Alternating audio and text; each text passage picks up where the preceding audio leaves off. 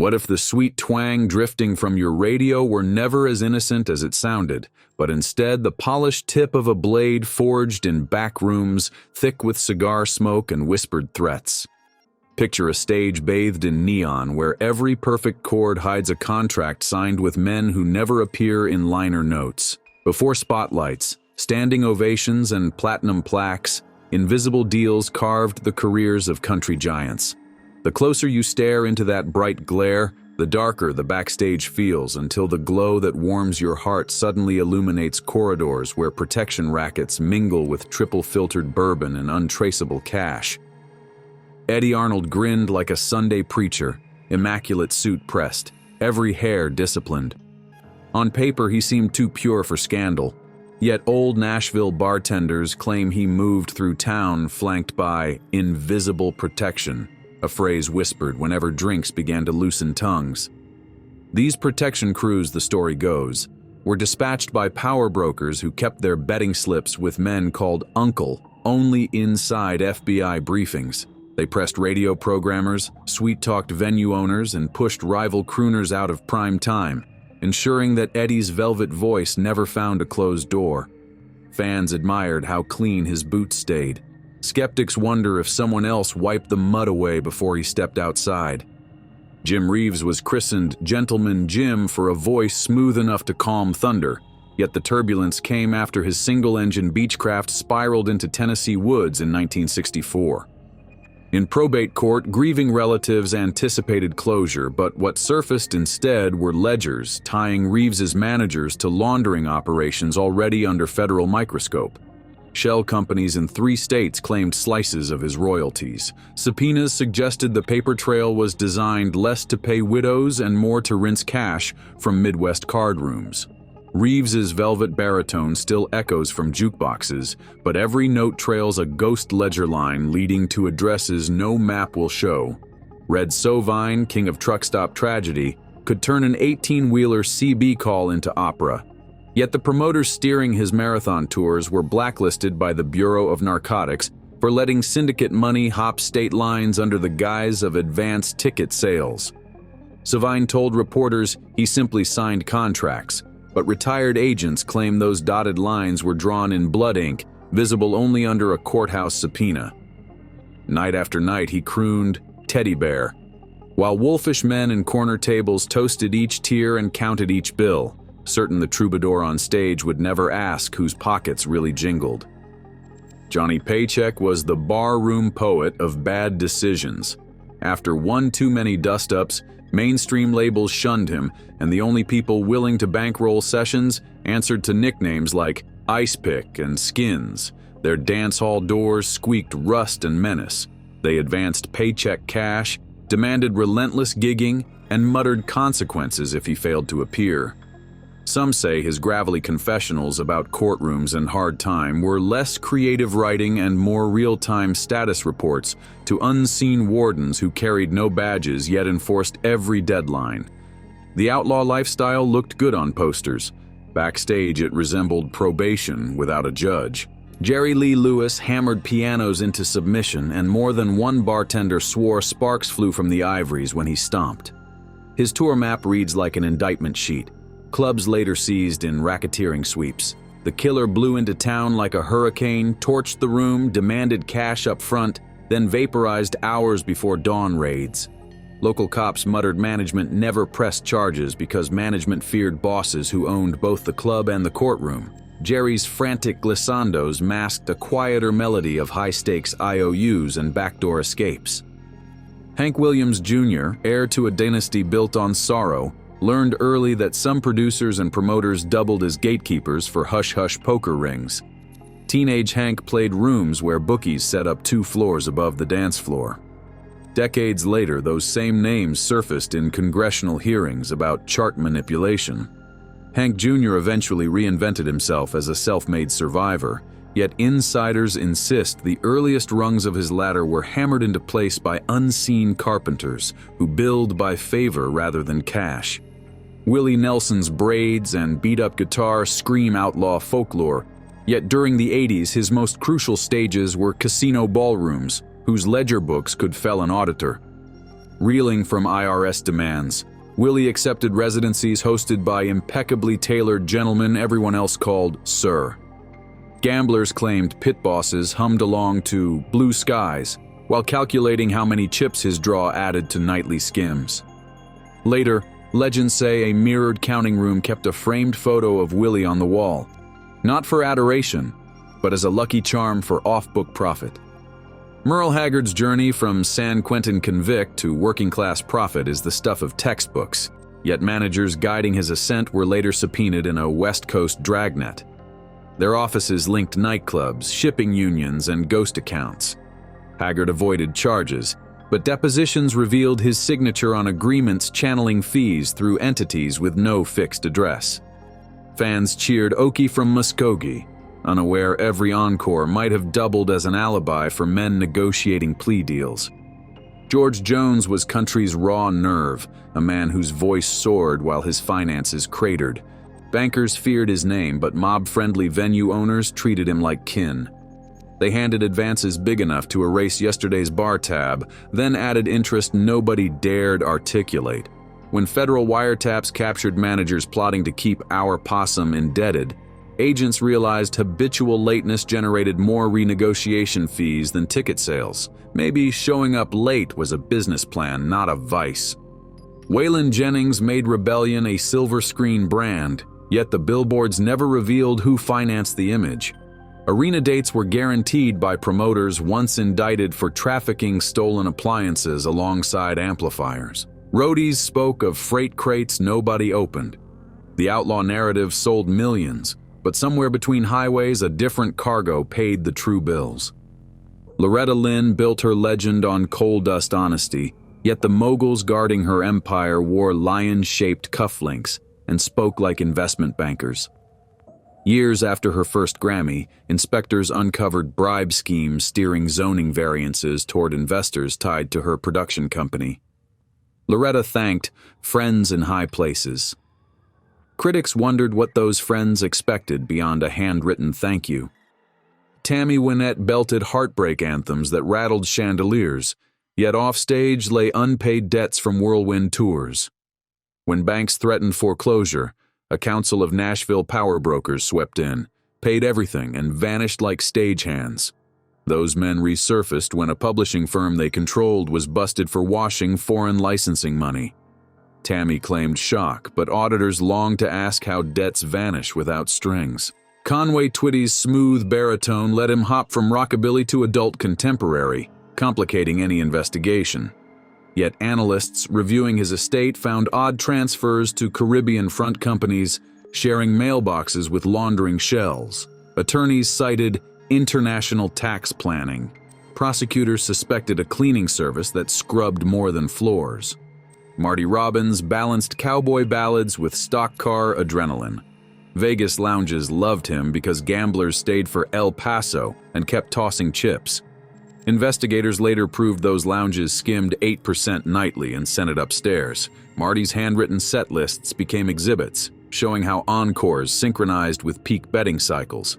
Farron Young branded himself the businessman's singing sergeant, investing in night spots.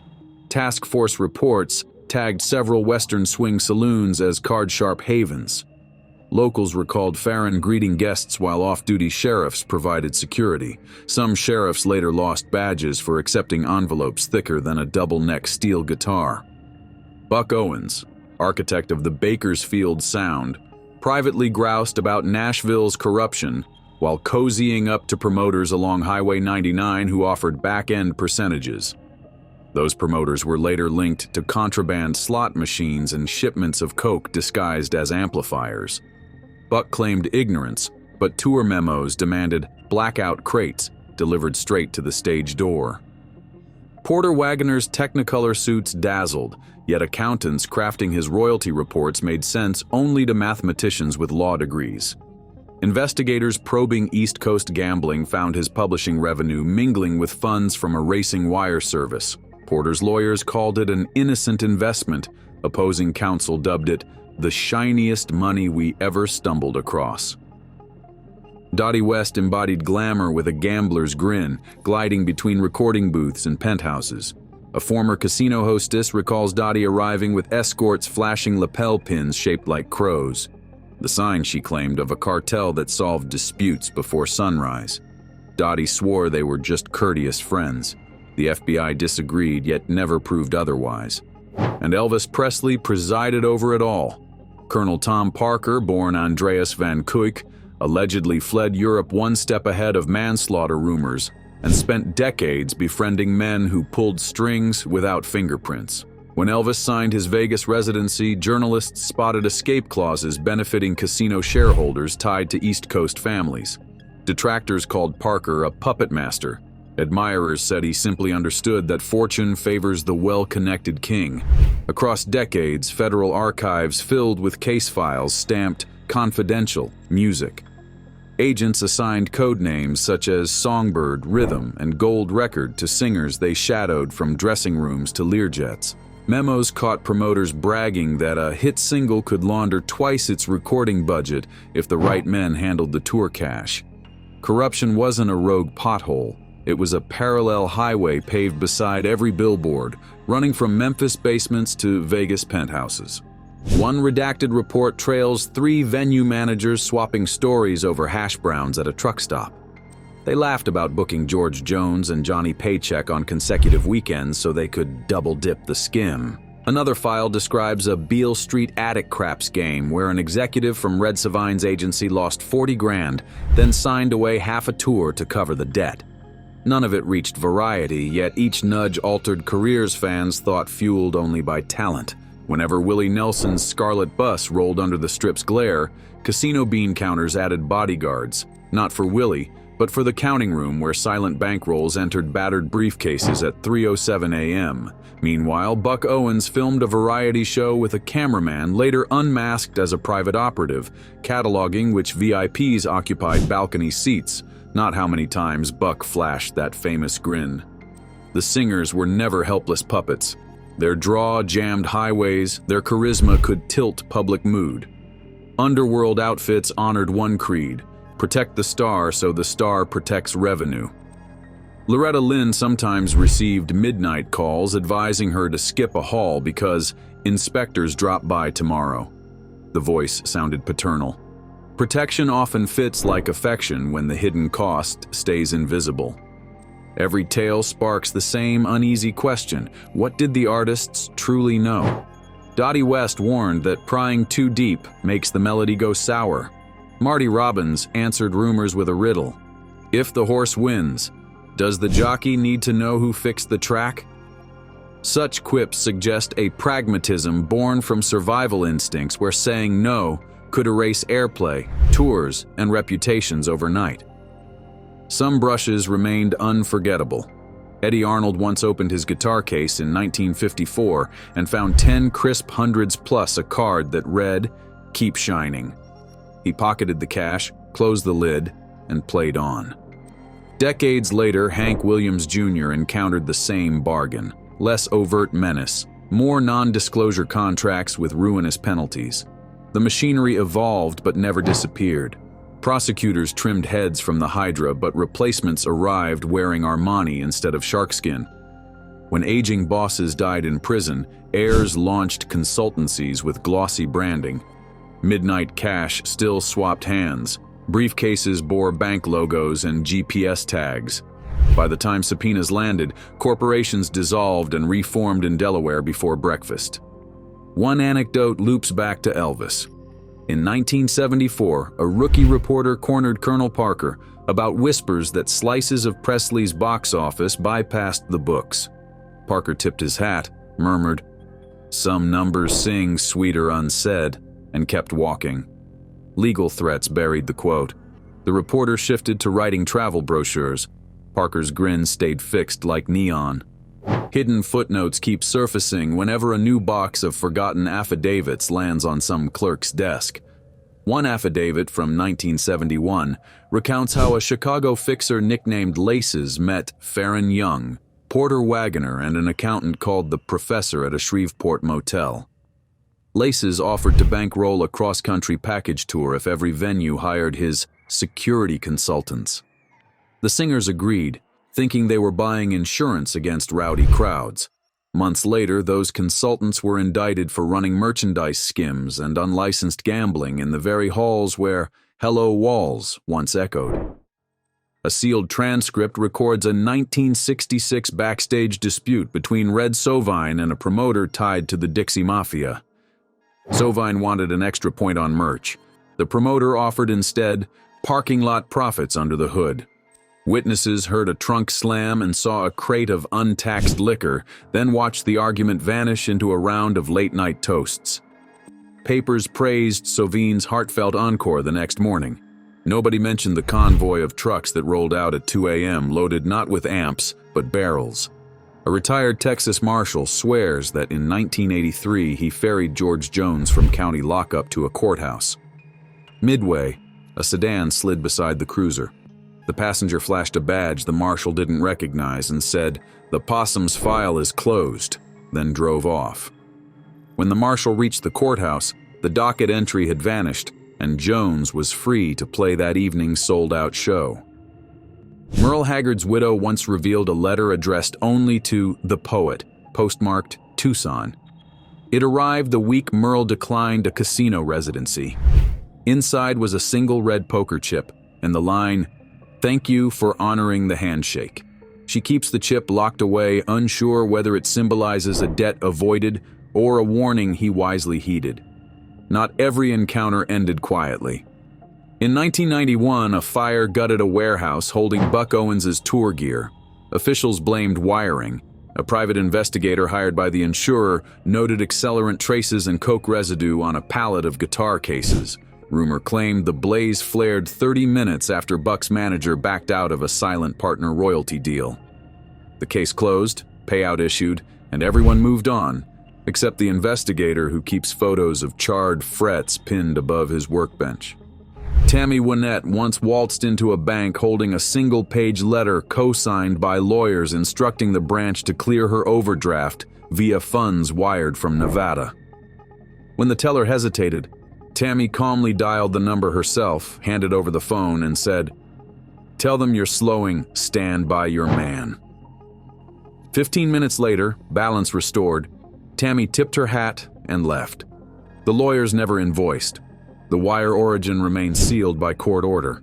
Loretta Lynn's toughest negotiation happened at 3 a.m. in a Kentucky farmhouse kitchen, mediating between a nervous tour accountant and a visitor, known only as Reverend.